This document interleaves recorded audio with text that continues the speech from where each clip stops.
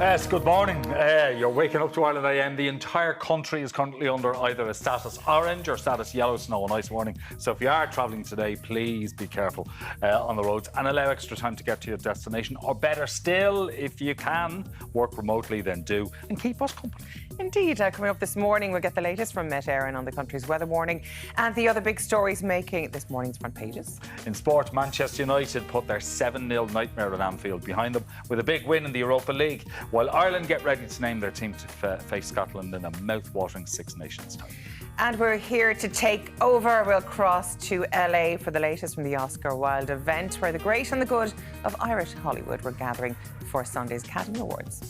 After 8, we meet the two Irishmen designing beautiful spaces and having a skit with comedian Alan Carr. Peter and Tom from the hit BBC show Interior Design Masters will be chatting to us. And the star of iconic TV shows like Doctor Who, Sabrina, and the flight attendant Michelle Gomez will be telling us about being every casting director's go-to scary baddie. Oh, she's a good baddie. She is a good baddie. She's a brilliant baddie. Yes, she's also Missy from Doctor Who, so there's great excitement at my house. Anyway, let's see what Katia is getting up to today. Hello there. Well, coming up this morning, it may be chilly outside, but we're going to show you how to get spring ready in the garden. And that is after the snow and ice clears, of course. Plus, we're keeping you warm with some knitwear on the catwalk, and we're cooking a whopper French toast breakfast and bacon in the kitchen. Oh my God, so excited. A lot of comfort and coziness coming up. But someone who isn't quite comfy and cozy is Derek, who's out and about again today. He's set to learn a particular set of skills this morning, despite the freezing cold weather. Yes, how's it going, Derek? Katia, despite the freezing cold, it looks like the only thing you'll be making in the garden today is a snowman. As Martin mentioned there, we have a status orange snow and ice warning place for Dublin and Wicklow, a status yellow for the remainder of the country. Lots of snow on the ground out there this morning, guys. But we've come up here to Rivervale Community Centre because we're off for a Taekwondo lesson. So I've kind of got, well, I'm in white, but I need to get more white gear on. Martin and Elaine, how are your Taekwondo skills, guys? Oh, now look what you've done. Sorry, I'm just making it up as I go along. God help us all. That's all I can say. I just hope he has his thermals on underneath his taekwondo suit. I'm sure we'll see later on. It's going to be chilly. Yeah. Anyway, let's get over to the Virgin Media News Hub. Here's Anne O'Donnell. Thanks, Martin. Good morning. Well, road users are being warned to take care on the roads this morning as the second most severe status orange warning for snow and ice is in place for Leinster, while the rest of the country is under a yellow alert for ice. Well, for the latest on this now, our reporter Hannah Murphy is live for us this morning from Met Éireann. And a number of schools will be taking a close look at the conditions in their area this morning. Hannah. That's right, Anne. Principals will be waking up this morning and trying to decide whether or not they need to close their schools depending on the conditions of where they are. It's sub-zero temperatures around the country this morning with lows of -4 in some parts. And we know that there was an orange snow ice warning in place for a number of counties yesterday. Well, this morning Met Éireann have downgraded that. That is now restrained just or held just for counties Dublin and counties Wicklow. That'll hold until 9 o'clock this morning. But there is still a status yellow alert for ice for the rest of the country, and that'll hold until midday. The warning being that even if your county is not one of those counties that's under the status orange warning, it doesn't mean you're necessarily in the clear, that there may still be some lying snow on the ground from yesterday and that has the potential to freeze over.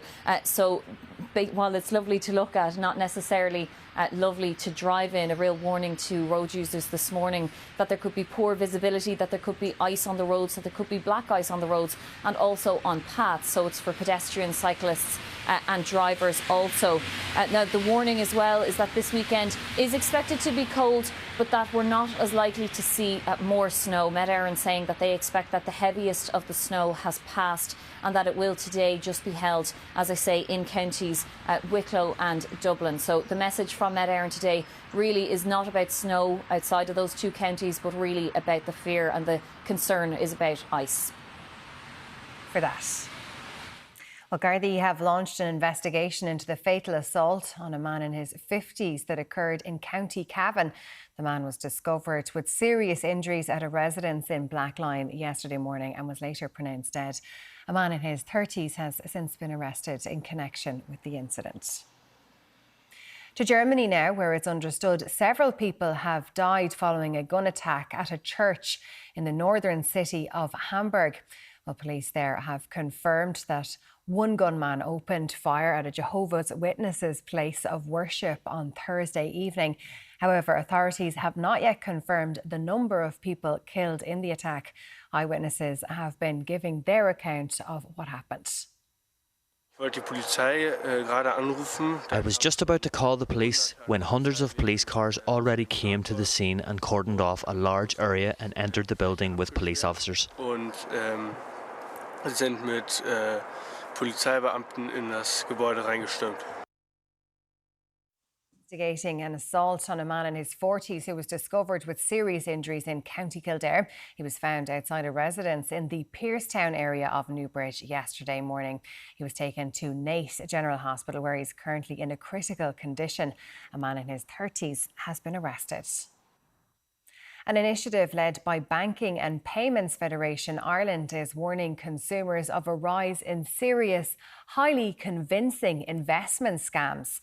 Well, fraudsters are circulating brochures using the names and branding of well-recognised legitimate bonds and investment schemes. The scams are particularly targeted at people over the age of 55 and seeking investments of upwards of €20,000. That's all your news for now. It's over to Ger for a look at the sport. Thanks, Anna. Good morning. Manchester United have got back to winning ways. They bounced back from their loss to Liverpool by beating Real Betis 4-1 in the first leg of their Europa League last 16 tie. And the Dutchman had another go minutes later, but he couldn't find the target. Arsenal were held to a draw by Sporting Lisbon in their last 16 first leg tie. It finished 2-2 in Portugal. Arsenal took the lead.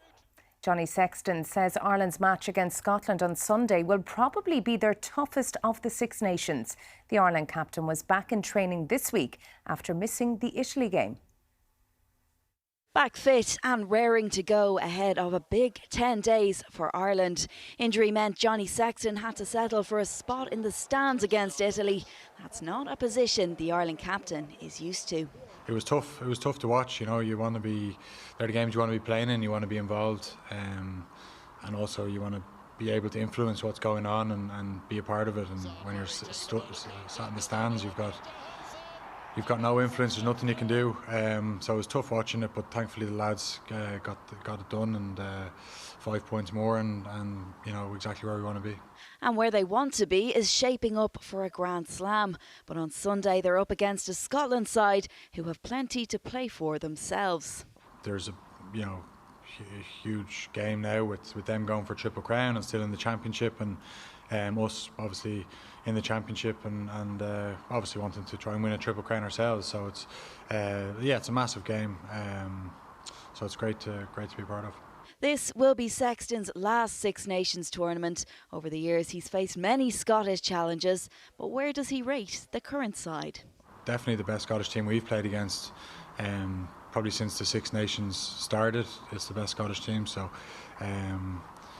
you know, it'll be a really, really tough game, and it'll probably be our toughest of the Championship.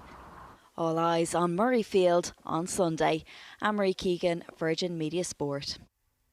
And there's live Six Nations action this weekend on Virgin Media 1. England versus France is part of a double-header tomorrow that kicks off against Italy against Wales from 1:30. Disappointing opening rounds for Rory McIlroy and Shane Lowry at the Players' Championship at Sawgrass. They're 4 over and 5 over and trail leader Chad Rami by 12 and 13 shots respectively. Seamus Power is 2 over. Rami leads the way there on 8 under par. Now let's take an opening look at today's weather with Derek. For car insurance, van insurance or home insurance, call the Quote Devil. Unless, of course, you've got money to burn. Thank you, Ger, and a very good morning to you at home, or if you're indeed streaming online on the player. We're coming to you live here from Swords in North County Dublin.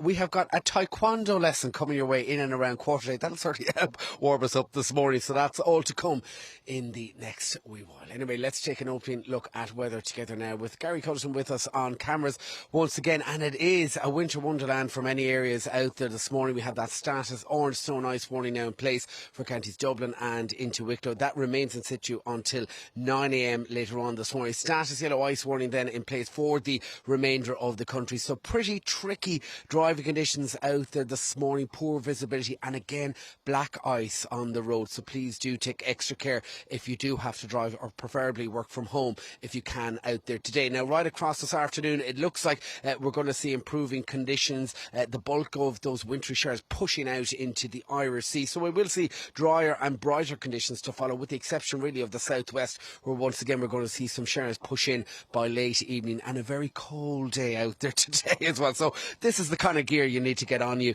this Friday, with values there at about 2 to 6 degrees. Finally then tonight it looks like that will be a dry and clear start, then cloud cover once again building from the southwest for much of Munster into Connacht through southern Leinster.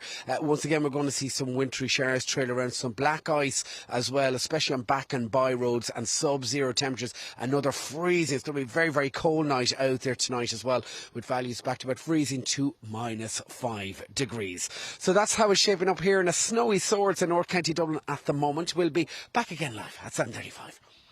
For first-time drivers, young drivers, returning drivers, if you've had an open claim or have had too many penalty points. The quote devil's always got one hell of a quote. Now let's check on your morning papers, starting with the Irish Times. Its headline: Dublin local authorities buy 13 out of 460 homes with tenants. The paper reporting that just 13 homes out of 460 offered to Dublin local authorities by landlords exiting the market were bought in recent months under the tenant in situ scheme. High-value investment fraud targets victims' life savings. That's the front page of the Irish Independent. The paper reports that an increasing number of retirees are being targeted in sophisticated scams where international fraudsters are seeking investments of upwards of €20,000, Irish banks have warned.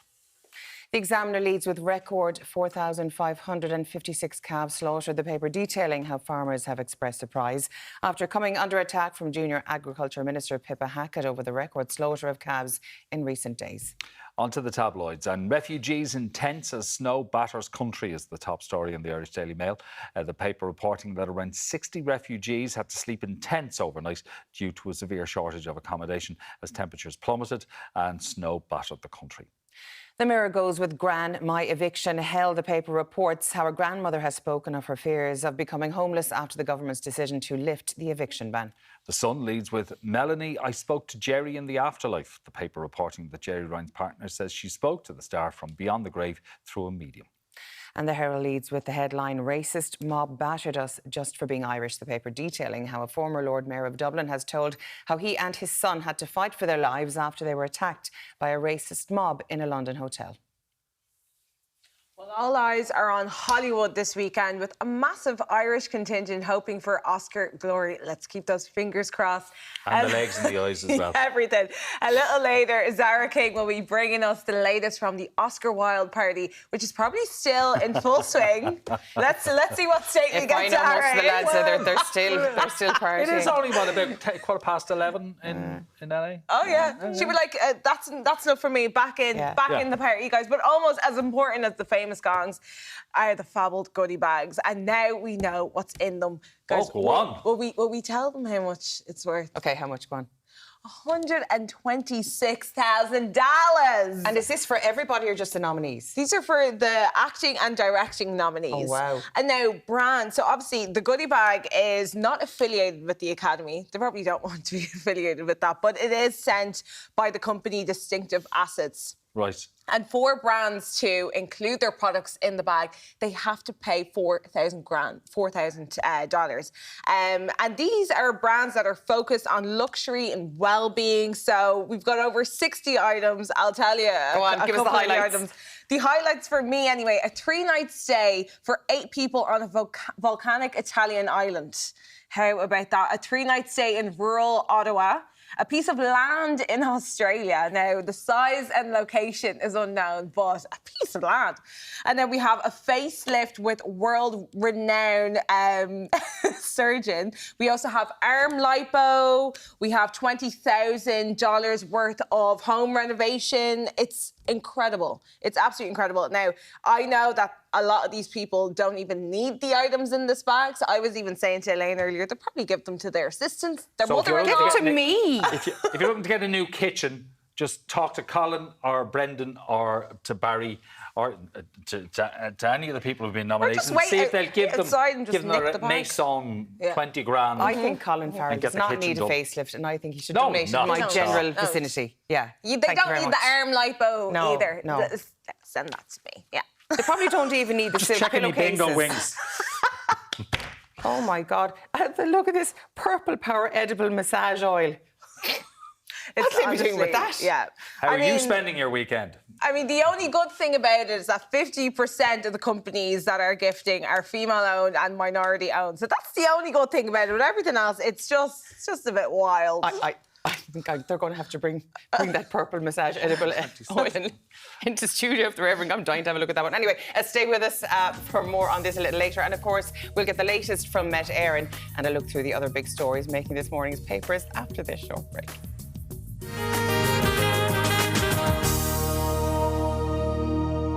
Status orange snow and ice warning is in place in Leinster until 10 a.m. this morning, while the rest of the country is still under a status yellow warning. Joining us now with the latest is meteorologist Brandon Cray from Met Éireann. Good morning, and thank you so much for joining us this morning. Good morning, Elaine. Right, bring us up to date on what's happening around the country now, because I know it was bad in certain areas today. It's worse, more around the Leinster area. So what are we looking at the picture nationwide?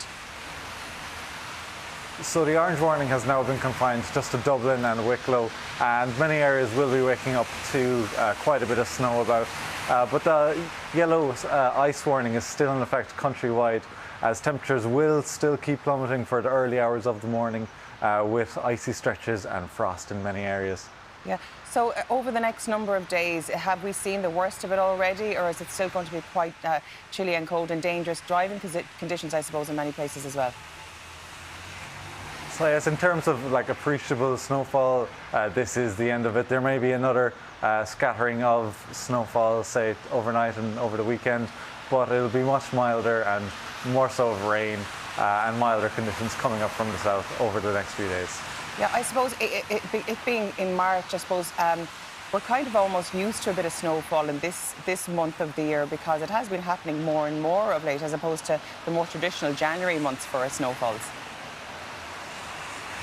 Well, yes, sometimes it will extend into March with a bit more snowfall and ice, but it's still moving into spring, so temperatures should start rising over the next few weeks. Over the next few weeks, so we're not foreseeing any more snowfall or any more minus temperatures for Ireland, so in the coming weeks and days. Overnight, places in the north, and there could still be cold fronts coming down from the north over the next few days, and especially next week. There are a few indications of cold fronts coming down and giving places like Donegal and the northwest some cold temperatures at times, but for the most part it will be staying above zero for most areas over the coming days and weeks. Thank you so much for that, Brandon, and I hope we get back into the warmth now. It's been great chatting to you this morning. Now, joining us with this morning's big stories in the newspapers are political correspondent with the Journal, Christina Finn, and Eoghan Tomás McDermott, Managing Director of the Communications Clinic. Good morning, guys. How are you both today? You got in in one piece? Yeah, just about. So tell us, we're looking at all the news across all the main newspapers today. We have quite a lot of variant stories, but I suppose housing has been at the top of a lot of lists, and with the snow and ice overnight as well, we are actually looking at some very serious issues that has happened in Clare. Bring us through that. Yeah, so the Irish Daily Mail is reporting on its front page that there are a number of refugees, I think 60 in all, that are actually staying in tented accommodation overnight in the County Clare region. So that area has actually been in the news before, if people can cast their minds back to December, when there was a lot of reporting about I think it was at 880 refugees at the time who were being reallocated to another area due to the cold snap. We had Minister Roderick O'Gorman coming out saying that tented accommodation was not going to be used again, and we've seen in the new year that it's been creeping back, and given the significant pressure that the government is facing in terms of finding accommodation for both refugees from Ukraine and those seeking international protection, they just have found it very difficult to find alternatives, and that tented accommodation seems to be back with us, and could possibly be here for another couple of weeks or months if the numbers continue to rise. Yeah, I don't know about you, but across all my social medias, the ads are popping up all the time. If you have an empty property, there's €800 a month available to you in the form of tax breaks, etc., to accommodate anybody who's looking for asylum or refuge here. It's getting extremely serious now, the accommodation shortage, and especially if we're looking at the eviction ban that's to be lifted as well. I mean, it does not bode well. Well, it's very serious already, Elaine. It's not just that it's getting serious, it's been a very serious problem for a long time.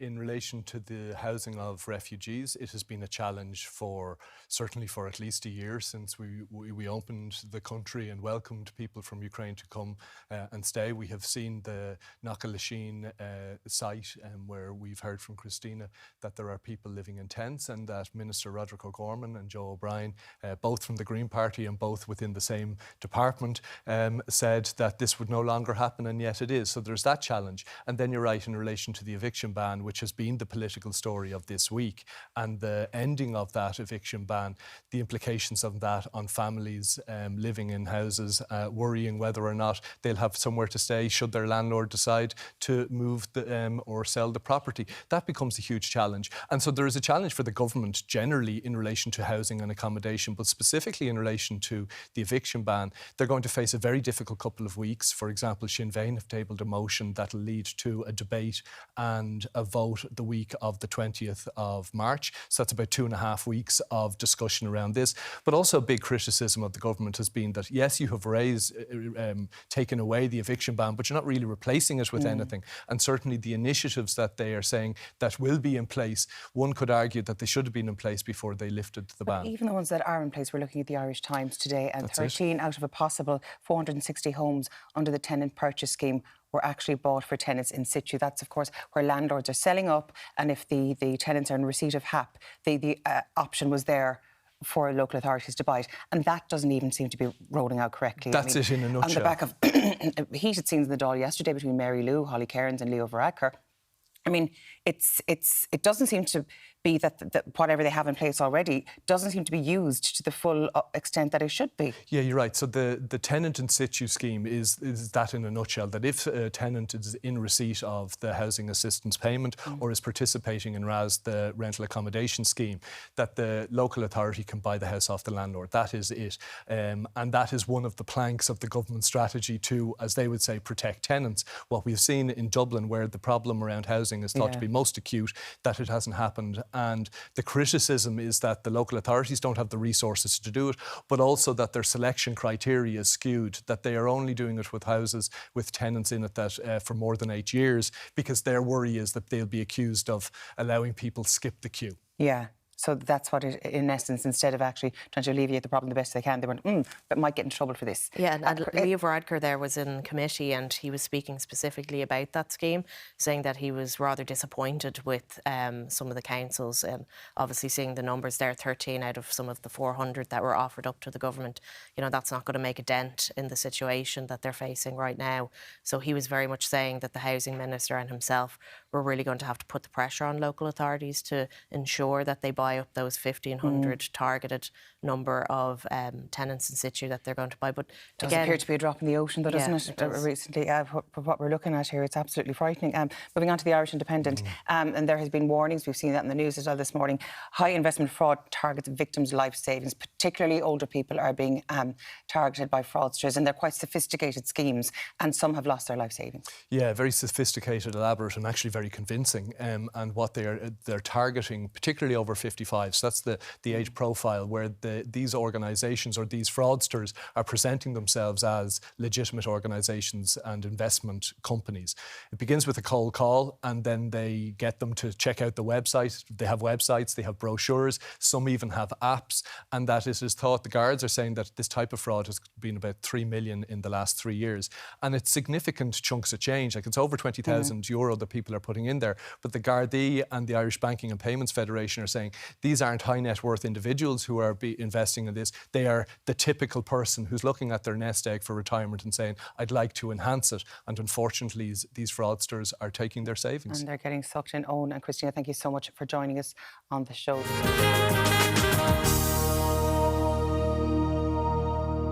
Welcome back. You might have noticed our very own Derek Hartigan has been missing from the studio. Well, that's because he's learning a particular set of skills this morning, just for kicks. And he's wearing a beautiful outfit as well to do it. And how's it going there, Derek?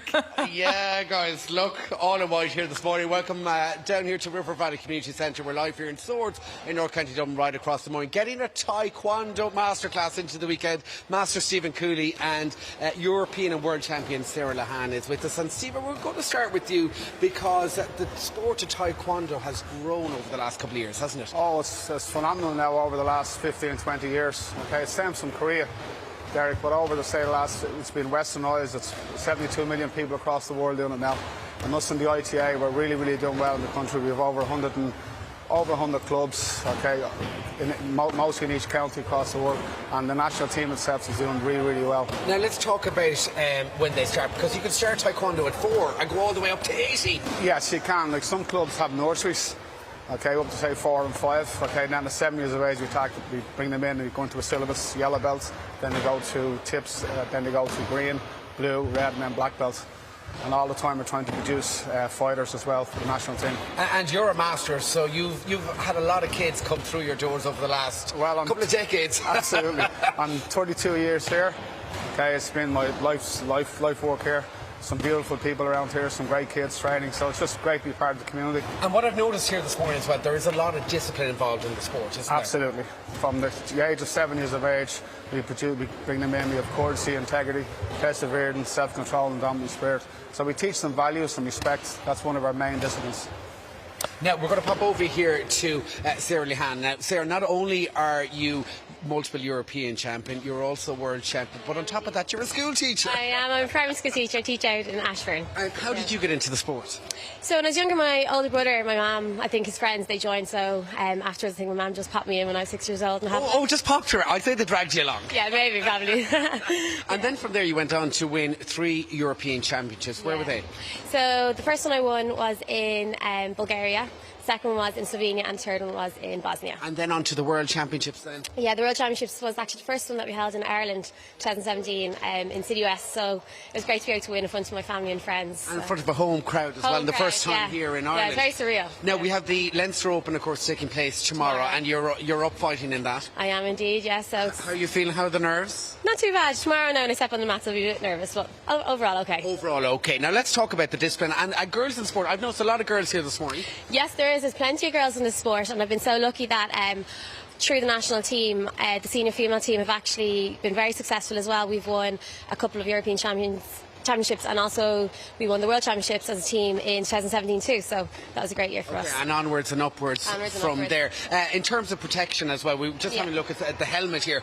Lots of safety gear in the sport as well. There is, yeah. You have your helmet, you have your gloves, your feet pads, shin pads, the whole lot, gum shield, so you're very protected. But you've taken a good few hits now over the years. Absolutely, yeah. Like, do you get a right?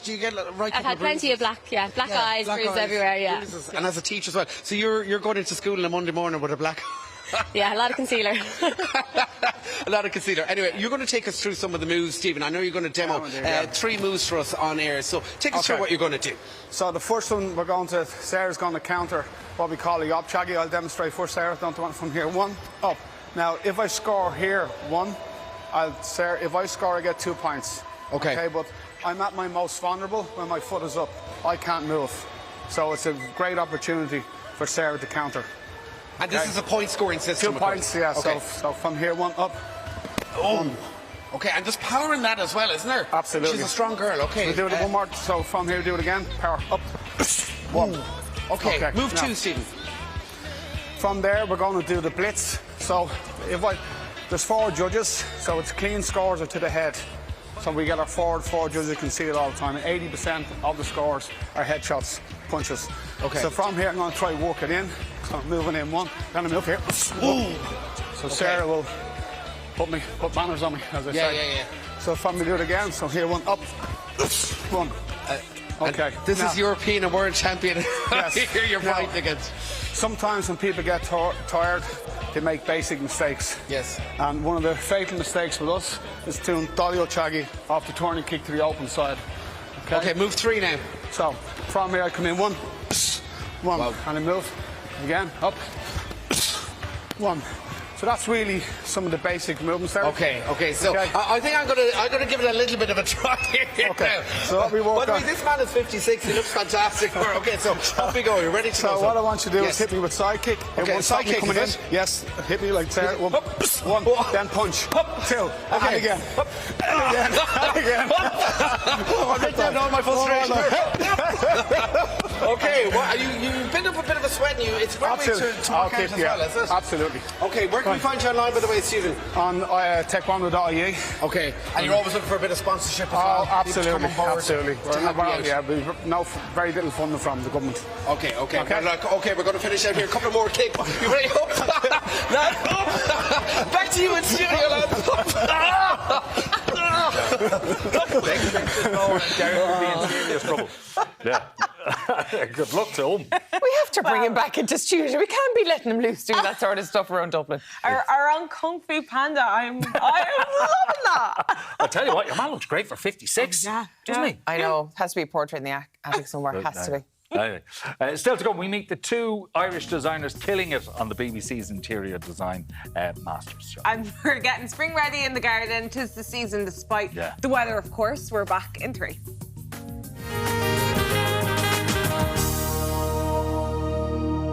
Am I the only one who spotted that Derek kicked that poor sensei, but Derek went backwards? I wasn't going. I was saying none. Anyway, now it's Oscars weekend, and there has never been a bigger Irish interest in the awards. And the Oscar Wilde party, which celebrates the Irish in Hollywood, was in full swing last night. And our own Zara King is in Los Angeles with the very latest. Zara. Well, tonight was about celebrating the best in Irish film, Oscar nominees and key players in Hollywood alike turning out. I love coming to the Oscar Wilde events. It's always a really, really fun night anyway. I don't know, maybe it's kind of living here for so long. It's so lovely to hear so many Irish accents, and especially to celebrate all the incredible nominees and stuff. It's fantastic. We got 1 nomination, and it was shocking to us. So Ireland's. Look, I think it's a celebration of all the arts that happen in Ireland, all the storytelling, all the music, all the culture that comes together. It forces people to come up with these really creative little stories they're telling, and it's fantastic in this 1 year. Everything's so focused, and so many people are getting nominations. It's wonderful. Look, there have been considerable contributions from Ireland as long as film has existed. So why should this year be any different? And do you think Ireland is an attractive place to film in, to work in? It is, and I can say that from personal experience. I was actually in Ireland from January to April of 2021 while my wife was directing a movie that's nominated for 2 Irish Film Academy Awards, Mr. Malcolm's List. Everybody should watch it. So yeah, I can say from personal experience, shooting in and around Dublin and Ardmore was an absolute delight, and I look forward to getting back. I think it's a good thing. I think we're heading into a really great era of film and TV coming out of Ireland, and hopefully this is just the tipping point. The youngest to walk the green carpet was 13-year-old Catherine Clinch from Colleen Kuhn. Hi Catherine, I'm Zara. Nice to meet you from Virgin Media Television in Ireland. You look lovely, by the way. How are you feeling? Thank you. I'm great. I mean, I'm so happy to be here, and I'm excited to meet so many great people, and yeah, I'm really proud as well. Do you remember the day you got the call to say that you got the movie? Yeah, I do. I was so excited. It was in the summer, and my parents actually told me, and I was so excited. I told my sister first straight away, and yeah, and then I called all my family, and I was just so excited. I really didn't expect it when I did the audition. And I believe your sister's going to be walking the carpet with you on Sunday, is that right? Yeah, she is. I'm really happy. I mean, I love my sister, and I'm so glad that she can come with me to all these events, and she's been around the world with me as we have done all of this. And what's it like, you know, sort of trying to go to school and live a normal life when you're a Hollywood movie star now? It's hard to, you know, balance it, but my friends are all really nice and have been so supportive, and I have a great school and great teachers, and you know, my friends are nice and they don't make a big deal about it. So yeah, I mean, I love school, and I'm glad that I can balance both. Viewers back home are watching this morning on Ireland AM, and they'll be really eager to see you guys and hear from you. Have you felt that love and support from back home since you've been here? Oh my God, yeah. Even like when we left Dublin Airport, it was like incredible. You know, Aer Lingus put on a big kind of red carpet for us in the departures lounge, and just so many. You could see so many people just, you know, who were heading off on different flights and wishing us luck and taking photos and everything. And you know, on social media as well, we just feel so much support from everyone back in Ireland. It's incredible. There's so much goodwill for the film. We're really grateful to everyone for everything they've given to us and to the film. Good to see you. How are you doing? I'm Zara from Virgin Media. How are you doing? Good to meet you too. Did you think you'd be standing here on the green carpet at the Oscar Wilde when you made this movie? No. Not at all. No question of it. I didn't know what the Oscar Wildes were. No, none of us had heard of them actually. That's true. Yeah, and then somebody said, "Oh, you'll have to go to the Oscar Wildes." The what? And suddenly everybody you know has known about it for years. Yeah. Oh, it's the best crack. Green carpet. Oh my God! And then as soon as we heard about it, it was like, "Oh, we're going there." Yeah. Yes, we're going there. And there is a green carpet. Yeah. Whereas we have a champagne carpet on Sunday. Isn't that weird? Why did they do that? Well, we're saying beige and they're saying champagne. So, are you disappointed it's not red? Don't really care. No, not really. You'll walk it anyway. We do our best. We're in LA. Yeah, we're not going to complain. How are you feeling about Sunday? Are you nervous, excited? What are you thinking? Well, we're trying to keep hope down, really, because, you know, we were part of the group that went over to promote the film in New York. Which was amazing. But the reaction was so good that we were kind of going, ooh, maybe we have a hope. But then you have to be realistic as well and say, look what we're up against. But even to be in the same category as the people we're up against. To be here is such a huge achievement. It's amazing. So we've already won. Well, the Oscar Wilde Awards took place here at J.J. Abrams' lot in Santa Monica. It's called Bad Robot. The Star Wars creator has told Virgin Media tonight that he's keen to return to Ireland to film another project.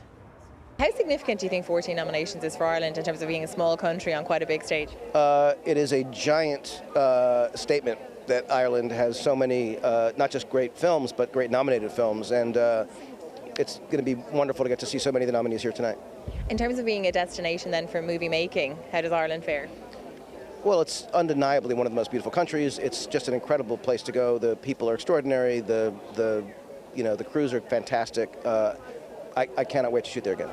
The 95th Oscars ceremony will take place this Sunday, and be in no doubt that Ireland is a key player on this global stage, with 25% of all acting nominations this year going to Irish actors. Thanks for that, Zara. Now, up next, we meet the two Irish guys bidding to become this year's Interior Design Master. Do stay with us.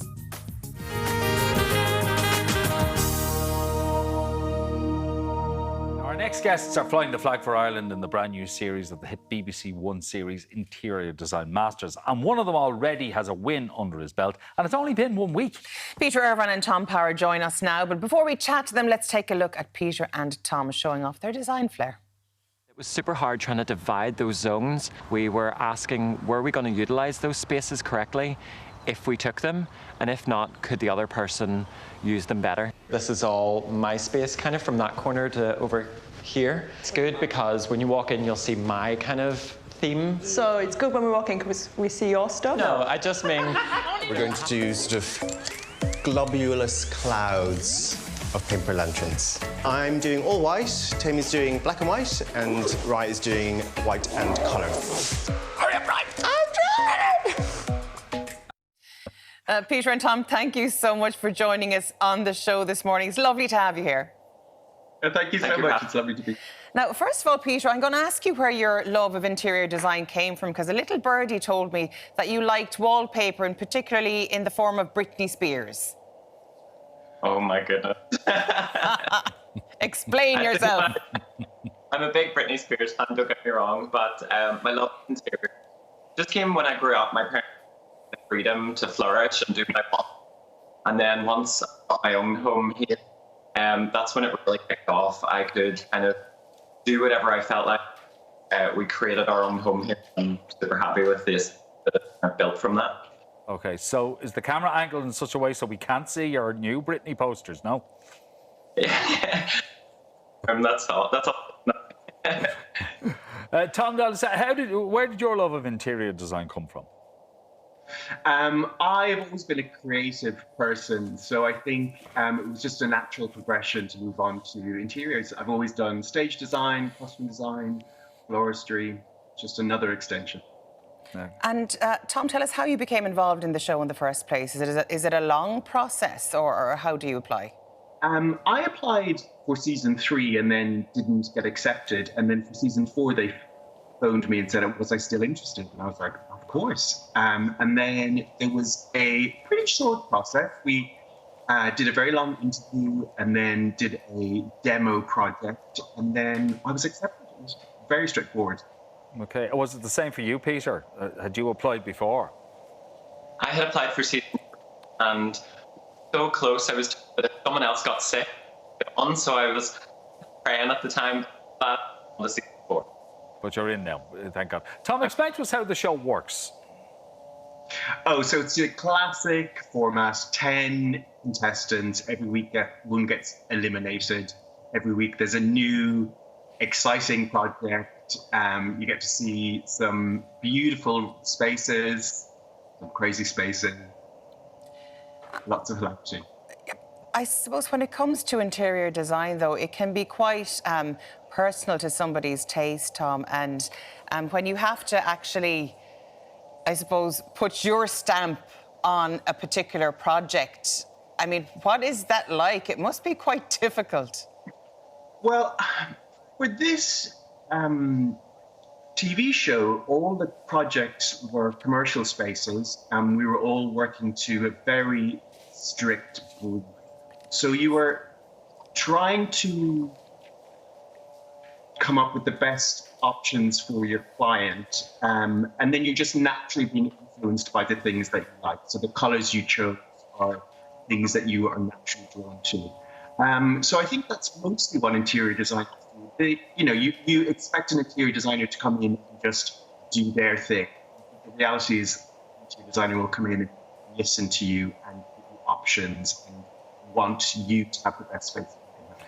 But Peter, bearing in mind, it is a competition and somebody is trying to win it. When you're teamed with another designer, can that be a clash, or do you just have to say, I'm going to swallow my pride here, this has to be a team effort, we'll just go with it? So you're biting your lip a lot.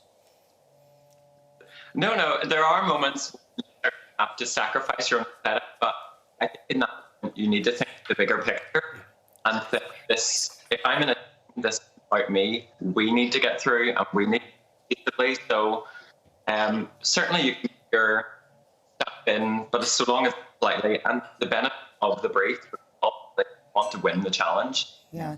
At the end of the day, though, it's a TV show, and TV shows always have to be entertaining. And I suppose one of the most entertaining men on the planet at the moment is Alan Carr, who is, of course, the host. He tends to drop in when you least want him to drop in, Tom. I mean, some of the times I'd be like, would you leave me alone? I'm stressed out of my head. What's going on? How does that work? And when you see him coming, do you know you're in trouble? I would have to agree wholeheartedly with everything you said. Every time he came near me, I just had to bite him on the ear. Like, oh, just go away. But he's a lovely, lovely man, and he's there to bring joy and happiness to the show. And sometimes, actually, he coming in and reminds you that you're part of a really joyful process, and maybe you should just relax and enjoy it. Yeah, it is about entertainment, and he's the chatty man, he's a funny guy, and it certainly works. Tom, has this kind of pushed you out of your comfort zone, bearing in mind the challenges and what it is? Oh, 100%. The challenges were so unique every week, and they always came with their own individual, really difficult elements that you really had to think about and get your head around, and how can I design this to be better, to work better. So, yeah, to have that challenge, it's fantastic. I suppose, Tom, for some people, some of us, I should say, who wouldn't be the best at the old interior designing, are there any simple tips that we should take away from you guys? You know, just little things we can do here and there to make our living space a little bit more aesthetically pleasing. I would say definitely hire an interior designer. Be my tip. No, come on. I just think an interior designer can bring a whole brilliant element, and even if you just have them for a consultation, it doesn't have to be the whole project. They can just give you some ideas. They can maybe, you know, wrestle the fact that your husband wants a green room and you want a blue room, and make a beautiful union. So you can be like the interior design's Kofi Annan, where you'll go in and you'll find a compromise and make it work for them. That's what we're doing, changing lives every day. Okay, the other thing is, Tom, you got a gold star. You're a bit of a DIY whiz, and did this come as a surprise to your good self that you were given this accolade? That's very kind of you.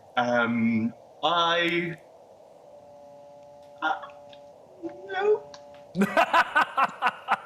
No, Peter, come in here, rescue him. So if you, Tom passed the buck there when I asked him a while ago, but if you had to give us some design tips, and don't say hire an interior designer, for the love of God, give us something tangible. My advice, march to the beat of your drum, do what you want, because ultimately you have to stay in that space, and if you're not happy, then it's gonna stay that way. Do what you want to do and just take risks. Okay. Thank you both so much for joining us on the show today. It's been lovely chatting to you, and best of luck in the future of the design challenges. I'm sure you'll absolutely smash it. Now, a reminder that you can see both Peter and Tom on Interior Design Masters every Tuesday at 8 on BBC One. You're very welcome back. It is Mother's Day next week already, so this is your advance warning to get yourself sorted for a little prezi before then. But Judy Gilroy joins me with some of her favourite picks for Mother's Day gifting. Good morning. Good morning. I love this spread. Like, I don't even know where to start, so you just walk me through it. This is always one of my favourite segments. We have Mother's Day coming up, and listen, it's a great opportunity to spoil your mum and show her how much you care. Mums and mothering figures. So I have some really good gift ideas because, you know, while it's all about the thought, we definitely want to make sure our gift ideas are purse friendly as well. So I have some super ideas today from Tipperary Crystal. Amazing. So where do we start? So I thought we'd start with a little bit of fashion and style, and this is a great one for mum who loves her style. So over here I have the Avignon handbag from Tipperary Crystal. Tipperary Crystal are really good, well known for their handbags. They do an amazing job of handbags at super price points. So this one is €50, comes in lots of different colours. You can get the matching wallet. And as you can see, I've selected a couple of handbags here from the Tipperary Crystal collection. So whether her style is contemporary or classic or a bit edgy, there's something there. And for I know everyone. for the crossbody bags, mammies love that. So it is a good one We to do get. indeed. Yes, we never have spare hands, ever, ever, ever. Right, up next we got some lovely jewellery, am I right? We do indeed. So this collection that I want to show you today is from the Sterling Silver collection by Tipperary Crystal. And this is what it says on the tin, it's sterling silver. So they still have amazing price points, these pieces, in between €40 and pendants are €60. But the quality on these pieces is just incredible. I'm actually wearing one of these necklaces myself today. And they just have an amazing amount of sparkle. One of my favourite things about these gifts as well is they come in a gift box. I know. So you don't have to wrap them. You don't have to wrap them. Oh, it's so great. So you're almost getting 2 for 1. The gift wrapping and the gorgeous gift on the inside. Exactly, exactly. And then moving on, sticking with the jewellery, Tipperary Crystal do an amazing range of jewellery. They have everything to suit all different tastes. But I'm particularly a fan of their personalisation. So this is where you can take one of their pieces. So I've gone for the rose gold pendant here. You can also get a sterling silver pendant. And you can have it engraved with your name. We've got my that's name got here Judy today. Or a message. And I think this is just such a lovely idea to kind of really give a gift with meaning. Yeah. Price And points on this again, amazing. Yeah, and this €35. is rose gold. Does it come in sterling silver as well? It comes in sterling or- silver as well, Amazing. €35. You can Right. pop in your message on the Tipperary Crystal website and they can turn it around really quickly so you can have it in time for Mother's Day. Super thoughtful. And these gorgeous heart-shaped earrings. Yeah, Tell me so I about think them. this is a really good idea. You know, if your mum is a little bit more contemporary and loves her fashion, I love a heart earring. So this is from a gorgeous brand called Romy Dublin. Again, super price points on these. I think the pearl heart has been a real trend piece we've seen in jewellery for a while. It's one I'm a big fan of myself. So I think that's a really lovely option. Again, comes in gorgeous packaging. Now, last but not least, in the fashion and style section, I mean, I think hats are having such a big moment at the moment. And I mean, we need them. We do. On days like today, we need them. So between beanies and caps, like from the catwalk to the high street, hats are a really big thing. And there's this fabulous Irish brand called Wonder Crew, set up by influencer Tara Makeup. And this is all really kind of edgy clothing and apparel. And I've picked out 2 of their beanies today that are €20 in a grey and a beige colour, which I think would just be such a lovely small gift for your mum to show her how much you love her. And practical. I mean, they wear it every day. And listen, us mums love a practical gift. Then my eyes were straight away directed to all this colour. Let's talk about this. Wow. Well, I am buzzing for this collection. So this is the B collection from Tipperary Crystal. It's their brand new collection. I think we're all really familiar with their birdie collections, Butterfly. They do amazing tableware. And I think that these gift ideas are fantastic for the mum who loves a bit of home. So I've got a couple of different options here. One of my favourite things about this collection is that, say, for example, you can go for the hat box of mugs and that's €48. And then maybe for the next gift, you could buy her the teapot to go with it. And you can build on it over time.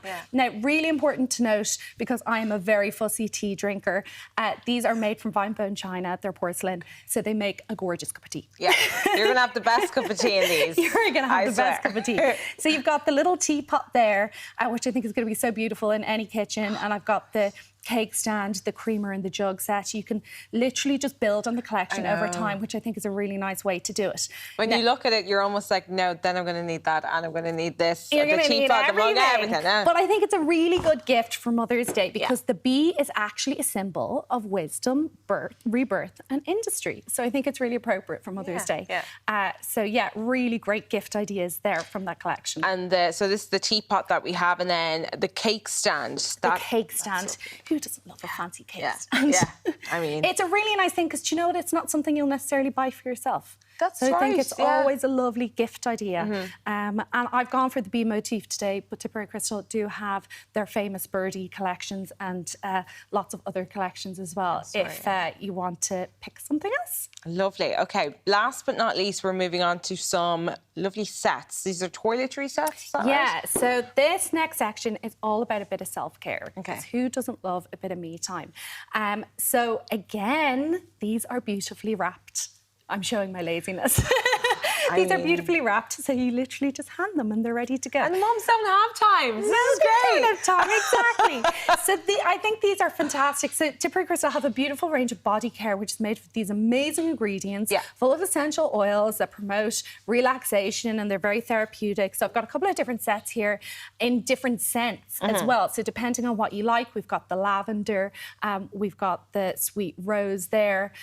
So you can get different configurations depending on what you like. They've got hand creams in them, candles and diffusers. This toiletry set has a lovely big pink loofah, and it's got lovely body washes and things in it. So just a really lovely present to give mum for a bit of me time. And this set, for example, is only €12. So you're really not breaking the bank. So you're talking price points between €12 and €25. So really great gift. And I mean, everyone, you now have a week's notice. It's not going to break the bank, but it's thoughtful. And you can't forget about it. No, so all of our gifts are available today from tipperary-crystal.ie and also in Tipperary Crystal stores nationwide. So there's no excuse not to be looking after mummy. Thank you so much, Judy. Well, for a full list of products featured, check out the Ireland AM Facebook page. We'll take a quick break.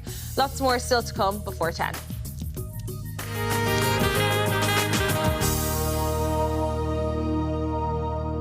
With spring just a couple of weeks away, many of you will be looking to add a pop of colour to your outdoor areas. Yeah, because it just feels as if it's still winter, doesn't I know, it? I know. I know it is here, but yeah, it does feel like winter. So get your gardening tools at the ready, because Nathan McDonald from Ballyseedy Home and Garden is with us today to share some tips and tricks for the brighter months ahead. Fair play to you for making it from Ballyseedy. Morning, folks. Yeah, I tell you, it was a bit tricky coming up. A lot of snow. You'll be well used to that, Martin, reporting on it. I suppose, yeah. But like Kerry's had snow for the last couple of days. Yeah, I think about Abbey Field it was bananas. But you know, it's great to be here, and it's spring.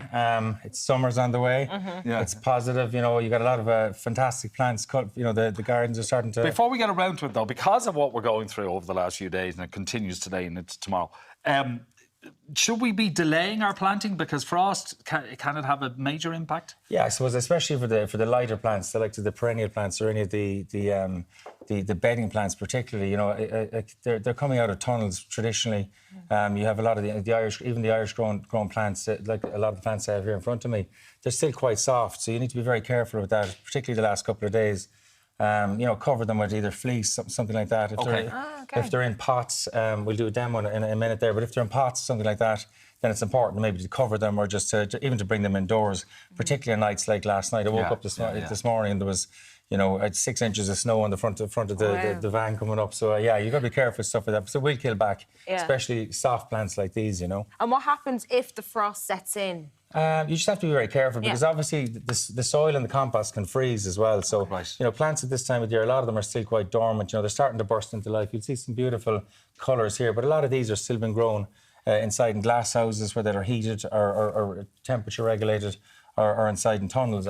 So, you know, be careful with that. We see the likes of the Magnolia stellata over here with the white buds on it. They're absolutely amazing, starting to come into flower. This time of the year, guys, it's the nicest time in the garden as far as I'm concerned. And it is the time for planting. Yeah, it is the time for planting. Yeah, it's coming up to, you know, and it's coming into the very busy season for all the garden centres. So pop down, you're going to see some huge range of plants starting to come available over the next couple of weeks. It's very exciting, you know. I suppose as somebody who likes plants and who loves plants, you know, it's a family business, and you know we've a huge passion for that. And this time of the year for us, we almost blossom ourselves, I suppose, in terms of the garden. So it is important. I suppose everyone is excited again to plant and everything. So what should people be doing right now in their gardens? Yeah, like you know, a lot of us have probably done one, if not two, cuts of grass. Martin, you said a while ago you're not. You're too much concrete. I am to gardening. He's off grass duty. I'm gardening with King Herod is to Mother Care. So bring out the blower for the concrete. We've a lot of stonework, but there's plenty of flower pots around the garden. So we want to get busy with planting. So what have you brought for us? What are you going to plant? I brought a nice selection of plants. I suppose a lot of this is the Bella Bloom range, which is actually a local nursery here in Dublin. Tully's do some fantastic stuff. Supply a lot of the garden centre industry and the landscapers in Ireland. You know, really good, high quality plants. You know, as I said, they're all starting to burst into flower or burst into colour. So I have a full range of the lupins over here, wallflowers, some lovely hebes. You know, then there's some small sort of perennial here, like this beautiful scabiosa with the purple flower on them. Absolutely amazing. You know, primulas, which are, you know, kind of traditionally, I suppose, a winter, spring plant, give nice kind of pops of colour like that. Sinettis over here and the agapanthus. So, yeah, just a full range, I suppose, of, you know, what you're going to see available in your garden centres at the moment. Lots of colours. So I'm going to do a quick demo if that's okay. Yeah, so we'll do this nice and quickly. Yeah, so basically, this is an agapanthus, which is a lovely, beautiful. I'm going to try and keep the studio clean now, guys, if I can. I'm used to being outside here, but you can see the beautiful, tall purple flower on this. So we're going to set that towards the back of the pot. Is this Grandin's bonus? This is no. This is the. Sorry, yes, my apologies. Yeah, this is the agapanthus, which is the lovely purple flower. Sorry. Beautiful plant. You know, quite hardy, believe it or not. Die back completely in winter time, and then pop back up in the summertime. So you haven't gone right down with that. No, I'm going to sit it just below the level of the pot. So I'm going to here's the rest of it. Sorry, apologies. I've got some nice compost here beside me, the Westland range, which is how important is a good compost? Yeah, really important, Martin. Really, really important. There's a lot of the composts on the market. You know, there's some really good compost out there, but there's also compost there that wouldn't be of high standard. So we use a Westland compost, which is really, really good. Has a slow release fertiliser in it, and just quality product. So that is important, guys, when you're planting. Absolutely. And what plants would really help wildlife blossom, I suppose? Yeah, like there's obviously, you know, we're all very coming out of COVID. We were very focused on you know, gardening. A lot of us were cooped up at home, so we spent a lot of time, you know, painting the house, painting the fence, doing a bit of gardening. So, you know, and so it's really important that we do that and that we add in, you know, plants that attract wildlife, bees, butterflies, the likes of scabiosis here. Budleias are fantastic. We've only got about a minute, unfortunately. Yeah, okay, that's why we'll plough through this quickly. So, yeah. So, yeah, this is just loads of nice colour.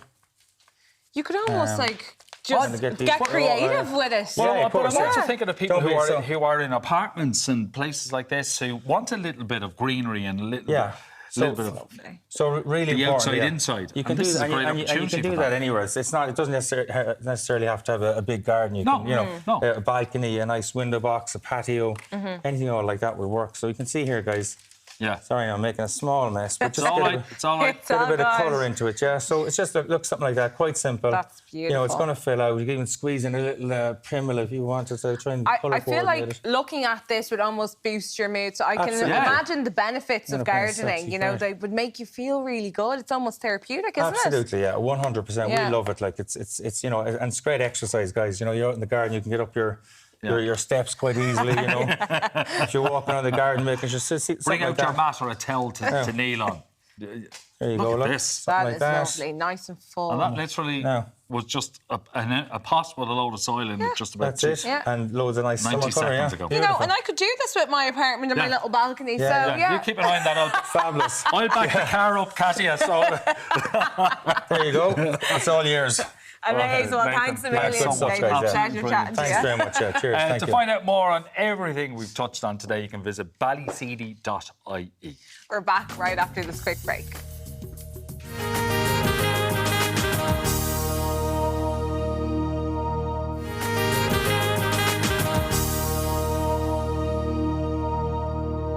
Welcome back from scary head teachers to the devil herself. Our latest guest has had a go at every kind of baddie in the book. Joining us now ahead of her appearance at Dublin Comic Con this weekend is none other than actor Michelle Gomez. Thank you so much for joining us today. Oh, I'm happy to be here. You're the best baddie ever. Thank you. Do you love playing those roles, though? I do. It's fun. You know, like being the baddie's always a little bit more fun than being good, I suppose. But I never really see any of the parts that I do as being bad. I just think... There's always a little redeeming factor in there. Well, I don't know if it's redeeming, but you'd want to have a drink with her. Like, you'd like to hang out with whoever they are. Yeah, if you've got a choice to go on a night out, yeah, definitely. You go with Missy. Yeah, definitely go with Missy. My sons got very excited. I just literally showed a picture of you to them last night and they went... Missy, badass from Doctor Who. And so, yeah, so it worked. You're here for Comic-Con, but this isn't your first Comic-Con, is it?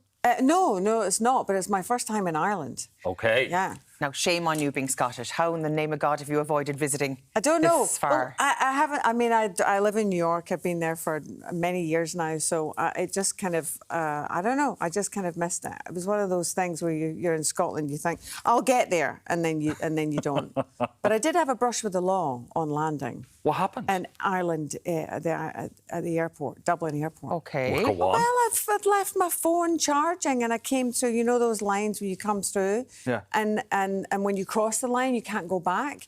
But I tried to go back and this little Irish, angry, tiny little angry, and I don't mean height-wise, tiny little angry man, wouldn't let me go back through. And he said he was going to call the law, call the police. And I said, call the police. And then the police didn't come quick enough, so I went and got the police. And I got Paul, St. Paul, I'd like to call. Today's International Awesome Day, isn't it? I'd like to give Paul, if he's watching, the copper, the police at Dublin Airport. He helped me to go and get my phone back. St. Paul. St. Dublin Airport. St. Paul of Dublin Airport. Right, so it wasn't the best introduction to the country, really, was it? Getting a bit... No. We say We Kate wanted to Mila call Fitch. you relax. This wee guy kept saying, I'm going to press my panic button. I'm going to press my panic button. And you said, I think you already have. I think you already had. And then this really sweet guy tried to stick up for me and he said, I'm going to have you arrested as well. Oh, It's Dublin, yeah. But listen, you will be going to Comic-Con tomorrow, and they are great fun. I'm going myself, and the bunch of fans you will have there, it'll make any hassle worthwhile, because I have to say, science fiction fans are the best fans in the universe. They are. I've got amazing fans. They're so passionate, and actually cons are brilliant because you get a chance to meet everybody. So I'm really excited. I can't wait to see everybody. Okay, yeah. I need to talk to you about Doctor Who, because Missy, the Master. What a character. A twisted Mary Poppins is how she was described. Would you think that was fair? Yes, because I think Mary Poppins was probably a little bit evil. Because you have to be have a stern hand when you're trying to look after all those kids. So, I guess. But it's just the way she looked as well. I looked quite like Mary Poppins. Okay, weren't you the first female Master? I was, yeah. And so that kind of blew me away, because I thought they were kidding at first. So I was very, very honoured to have that. But in something, because we all remember the furore when there was a female Doctor Who appointed. But you kind of you opened the door for that. Yeah, there was I know. I don't know why it took them so long, but I think Missy gave them the confidence to realise that maybe some women should be in charge. Indeed. And in charge of hell as well, because about Sabrina, you were Lilith. I know. It's difficult with this face to play anything other than witches or bitches. I have tried. I would love to play Fiona or an Alison, but no, it's always Madame Satan or Madame Rouge or the Master. But that's fine. I'm not complaining. I'm very happy to have the work. Yeah. But speaking of having the work, I mean, you've consistently working for a very long time now. You've been in some iconic TV programmes. Do you have any one role that you went, yeah, this is me, this is what I'm really aiming for? I think in every time I get a job, I feel like that. Yeah. I'm just relieved to have the work. So, and I enjoy every role wholeheartedly. I can't really, they've all been wonderful. Yeah. Missy's probably the top of the list, to be honest. But when I suppose you look at it as well, when you were Missy, there was quite the Scottish clan involved in Doctor Who. Tell us about that. I know. Well, Peter Capaldi, of course, was my doctor, and we're both from Glasgow. We're both Ouija's, so we had that shorthand immediately. And when I was growing up in Glasgow, I used to see Peter cutting about, and I just thought that he was the coolest guy. He was like the David Bowie of Paisley. And so then for him to be the Doctor was wonderful. And absolutely. And then Stephen Moffat as well. Well, Moffat, he's the absolute, he's a god. He's phenomenal, that man. I don't know what goes on in his brain, but it's I owe a lot to Stephen Moffat. He's wonderful. And one role that you've played that isn't necessarily as evil as you're normally used to is in The Flight Attendant, of course, with Kaylee Cuoco, who we all know from The Big Bang Theory. There's a slightly softer side of you in that. Yes, I mean, if you, I guess, but I still had the flip knife, and I was still, stabbing people in the eyeballs. When I said slightly, I meant ever so slightly. Ever so slightly. You weren't as bonkers as the other one. No, but there was a humanity there, and also it was amazing acting opposite Kaylee. We had a really good dynamic. It was fun. Yeah, I suppose because she's known for her comedy parts as well. It was a big deal for her as well to have the right team around her and the right co-stars as well to bring out a different side of her character. She was amazing in Flight Attendant. I mean, that girl started up here and kept and sustained that energy throughout the entire season. Yeah. She was amazing. It also gave an easier life for all flight attendants, because after seeing the series, people were not going to start a row or start abusing flight attendants after that, because you didn't know what you were dealing with. Well, I get good seats now. When I get on a plane, Miranda gets to sit in a good spot. Yeah, I'll often get the emergency exit row. Yeah. Okay. Is it you that gives your characters these titles? Because you describe Miranda as the Incredible Hulk in Kashmir. Was that your quote or somebody else's? No, I think that was somebody else's, but I'm going to steal it now. Yeah. Claim it as your own. I will claim it as my own. No, I mean, it's like, the little person packs a punch. I don't know. Maybe it's the Scottish. Well, there was a lot of physicality in that as well, so that was a lot of fun. There was, yeah. I mean, and I tend to be quite physical in a lot of my roles. Not so much as I'm getting older, but they still seem to think that I can do these things, so I tend to just go for it. When you are doing something like that, though, do you have to do a specific training regime beforehand to make sure you don't injure yourself? No, do a Tom Cruise and break your ankle when you're doing a stunt? No, I have stunt. There's a stunt person, girl, and one or two. So I've gone through a couple of them. But I come from a dancing background, so a lot of it is like an old muscle memory for me. It's like a kind of choreography when we do these fight sequences, especially the one in the elevator. That was beautiful. That felt like a dance. Yeah. When it comes to acting, I mean, how did you get involved in it in the first place? Is it surrounded by your family, or were you the first? No, I was the first, and I mean, I was like 12 years old in Glasgow, and I wanted to be Diana Ross. Okay. And and my mum said, "Well, you can't sing, so that's not going to happen." Yeah,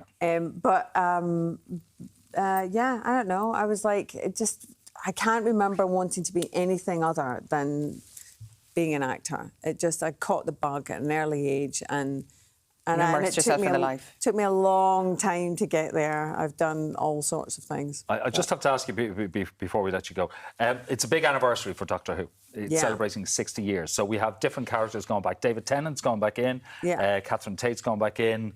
Could you go back in? I might.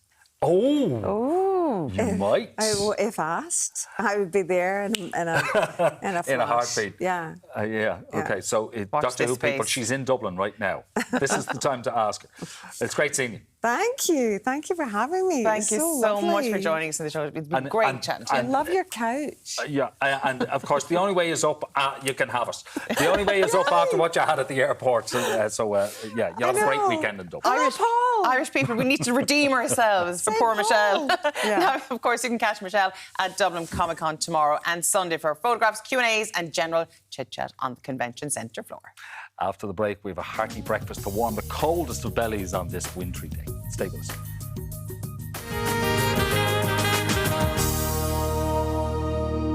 It's a week away to the biggest day in the Irish calendar, but of course, before you tackle the parade and the pub, you need a big feed as well in your belly. To line the stomach up. It's a big belly. Catherine Fulvia was making sure our bellies are lined and full on St. Paddy's Day next Friday.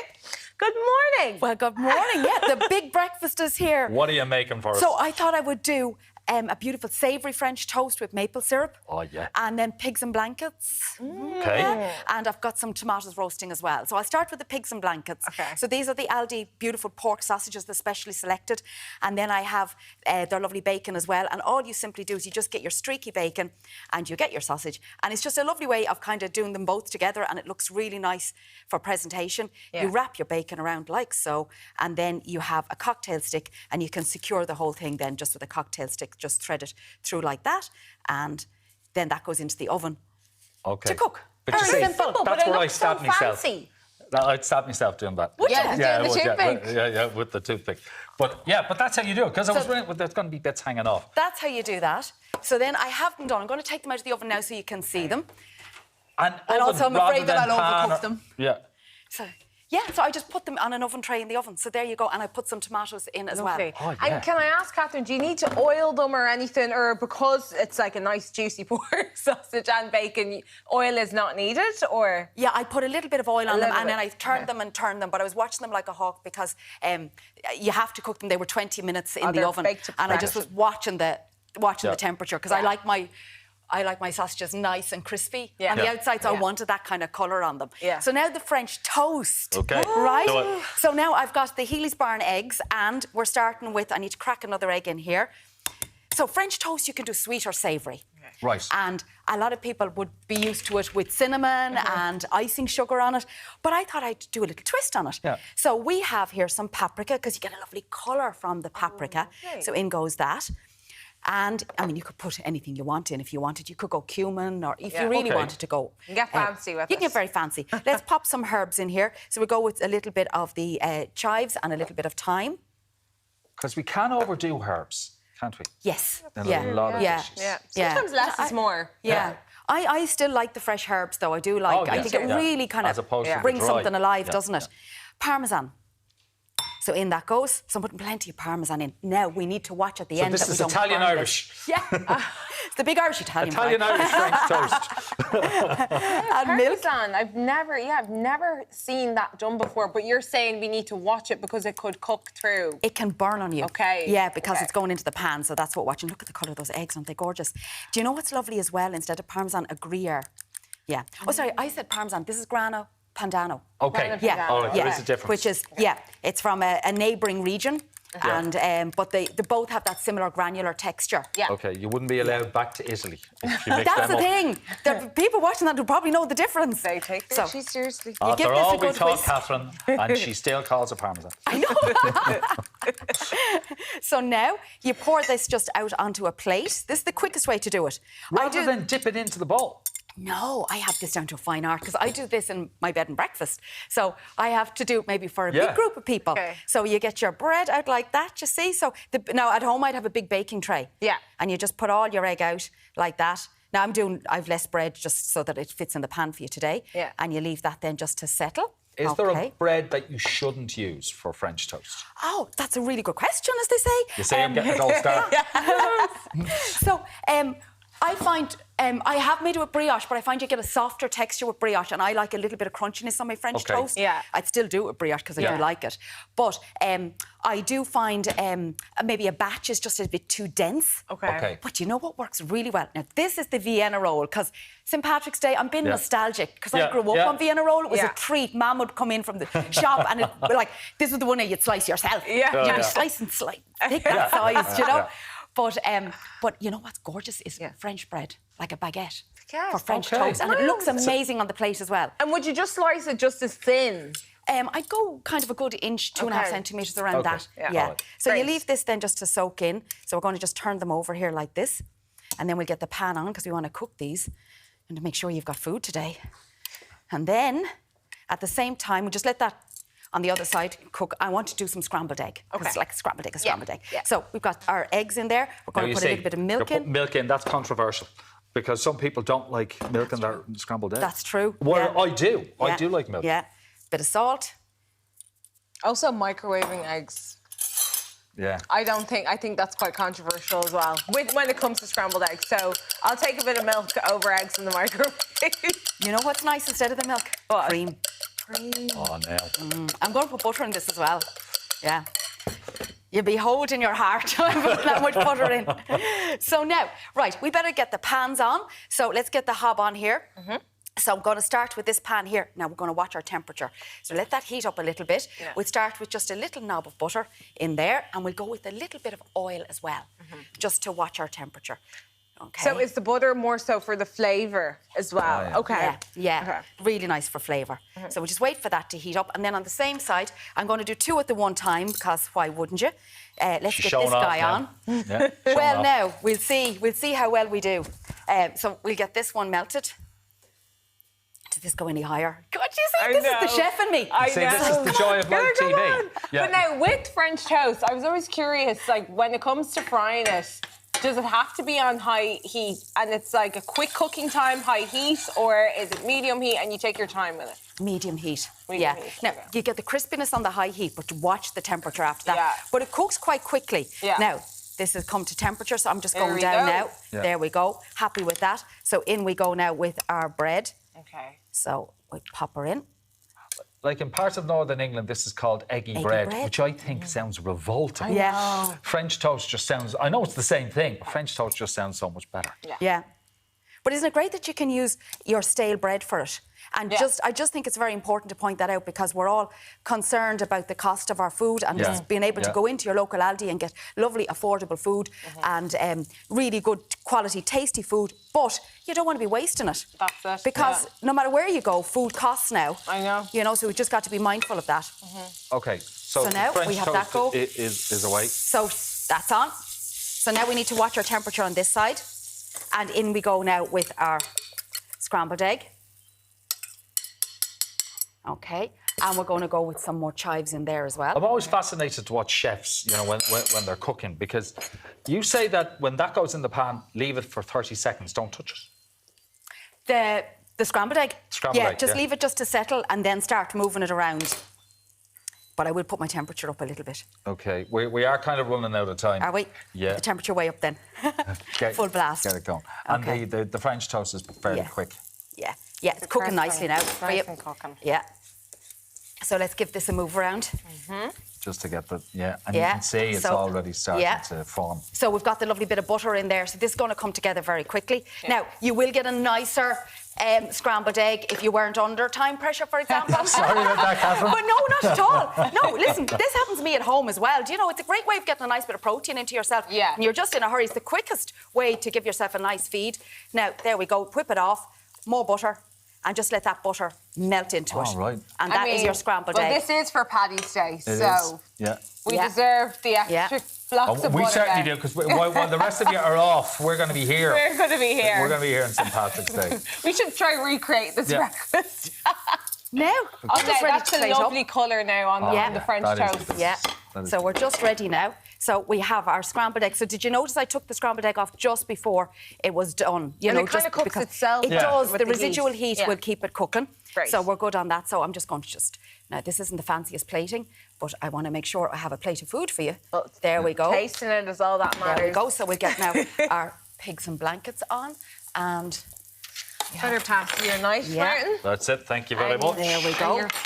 And let's get our French toast out. So there we go. Can you smell the French toast now? She's been Isn't it teasing so us nice? all morning with some of the smells coming from the kitchen. It's the Parmesan cooking as a French toast. Yeah. Look, doesn't it look great? And there we go. And the next thing then we have is just a little bit of our tomatoes here. So we pop them on top for colour. See, it comes together really nicely. And then very quickly, we'll just go with a little bit of rosemary over there. And then you have to have a bit of maple syrup. Bit of maple syrup just to finish it off. Catherine, You have to. we can't wait to tuck into this. So there we go. Great to see you. There we go. And there's your plate. Look at that. What a plate of food. Voila. There Have you a quick go. bite of this. Enjoy. All right, for full recipe details, just head over to our website where you'll find all the information. After the break, spring knits are on the catwalk. Okay.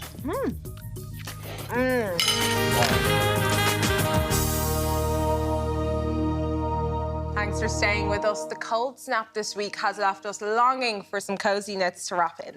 So stylist Emily O'Donnell has brought along some of her favourite picks for spring. Thank you so much for joining us today. So we've got some very cosy, very warm looks, which we all need today. So what are we certainly have. talking about first? There's no better day to be showcasing some spring knits. Knitwear is everywhere right now, and I think it's a really nice addition to the wardrobe and also something you're going to have forever. I love a bit of functional fashion, and I have some gorgeous knits from 3 of Ireland's top retailers. So Yomiko is first, and Yomiko is wearing newmood.ie. New Mood are based in Wexford, and speaking of International Women's Week, I have to actually give a nod to these guys because they have been 2 years in business nearly now. Yeah. They started during the pandemic, and there's lots of exciting things happening in store. But I'm going to start off with this jacket because this is the Robel Happy Jacket, and I think everybody needs a bit of happiness in their life. This comes in lots of different sizes, and it also comes in lots of different colours, and I think it's a great wardrobe staple. Often with knitwear, you don't often want to layer it up too much, so I've started with this gorgeous knit. This is from Molly Bracken. New Mood have an incredible casual edit. They also have a great dressy edit, which is quite hard to do for boutiques. And this is just very classic style. It's got a gorgeous little bit of back detail there. And I just think it's a really nice piece to have in the wardrobe.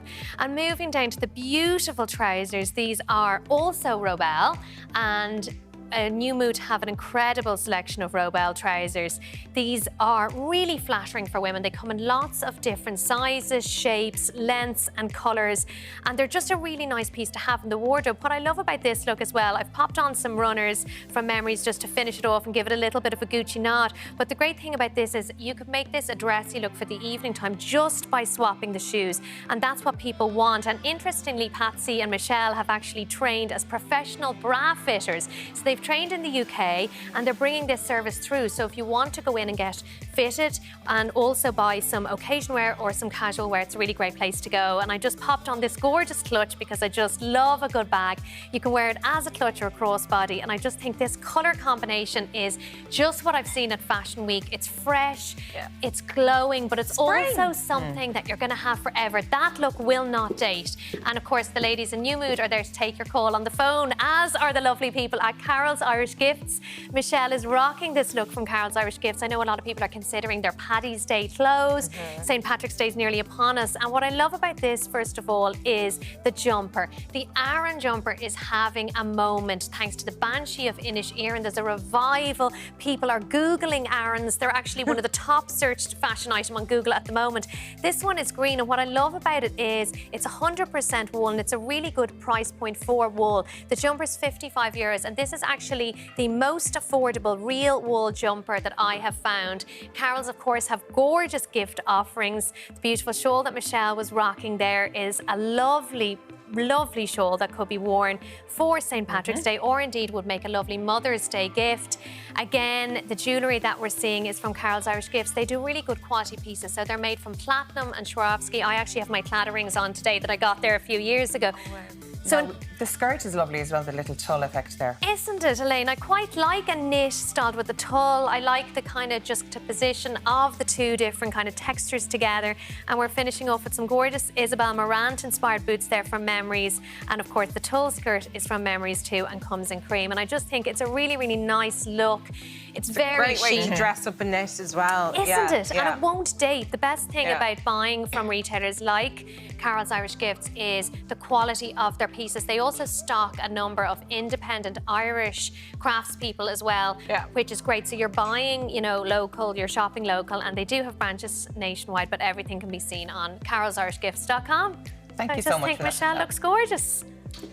So our next look is Ursula, and Ursula is rocking memoriesboutique.ie from top to toe. Memories, of course, something of an R&M favourite now, based in Carlingford, and I just love this. I suppose designer inspired is always something that I try and do on every slot, and this is inspired by the catwalks of Gucci. What I love first is I think this cardigan, I think it's preppy, it's got a bit of a cool vibe to it, and what's really interesting is the brooch that we're seeing there is actually detachable. And I know your eyes are probably being drawn to the fab Gucci scarf that's also on show there. That is a Gucci tribute, and it's coming in at €15. So again, there's lots of ways you can spice up your style without spending too much. Again, the beads that we're seeing, Chanel inspired. I'll actually tell you a funny story. There was a lady who saw this feature a few weeks ago, one of my fashion features in R&M, and herself and a busload of ladies went up to Carlingford for the day after some of these pieces. But the dress that we're seeing there's just a really universally flattering dress. I think it's the type of thing that's going to work on a lot of bodies. It's got an adjustable waist, very flattering and comfortable, and it's also available in pink and in black. And again, we're keeping the Gucci theme going there with the gorgeous Gucci inspired bag and the matching shoes. What I think is really good to have in your wardrobe is a matching bag and shoes, because they can work with everything rather than kind of doubling up. They're really, really classic and chic. These are made in Spain and really, really fine quality. I have to say Memories Boutique have the best range of accessories and shoes in the country. So it's nice to finish off the outfit having both of those lovely cords. Isn't it? Because it does elevate any look if you do have the matching bag and shoes. Doesn't it? And it's no harm as well You if feel people put think together. you're wearing, you know, Gucci top to toe. Exactly. If they don't ask, who will know? Oh no, if they don't ask, we ain't telling. Exactly. And last but not least, Yumiko is closing us out in newmood.ie again. They just have the most incredible casual edit at the moment. We're all about functional fashion now. I think people are really rethinking their purchases. And what I love about this is everybody needs a really good MAC, a nice jacket or coat that they can put on that's going to take them everywhere. Michelle and Patsy just have a really good eye for things that are going to work in women's wardrobes and that are going to last. So all of these pieces won't date. If you buy this coat, you're going to have that for years. What I love about this as well is the colour combination. I think we're kind of embracing the spring tones now. We're trying to. And Yumiko is rocking a beautiful jumper and blouse there. Again, it's just really friendly fashion. The ladies in New Mood cater for women of all shapes and sizes as well, which is great. And again, another great pair of Robel trousers here, just showing the versatility of these trousers. I think everybody needs a pair of Robel trousers in the wardrobe, and these are just a great classic beige. I think Continentals do beige really well. They style, you know, these kind of tones with everything. It's just a really fresh look styled with those great runners, perfect for a city break, a staycation, a Mother's Day outing. And just to say as well, all the shops would make great Mother's Day gift locations. Thank you so much, Emily. Well, for a list of retailers for everything we've showcased today, check out the Ireland AM Facebook page. Now it's over to Martin. Yeah, coming up tomorrow, Ireland international and possessor of one of rugby's most iconic haircuts, Ian Madigan, will be giving us his Six Nations predictions. And it's far from July weather out there right now, but Offaly's finest Monday will be in the house. He's not going to be singing July. Sure, you never know. You never know. It's way too cold to go for a walk or a run, so we'll be teaching you how to dance yourself fit. Oh, interesting. Well, there's a veggie curry in the kitchen also, and red carpet glamour on the catwalk. We're back tomorrow from 9. Okay. Nice. That should be a bit of fun. Okay, now we're wading through the snow to get home. Or what's left of it, I think. We can skate home. We can skate home. I'm going to tie tennis rackets to me shoes. We'll skate home together. See you tomorrow. Bye. Bye.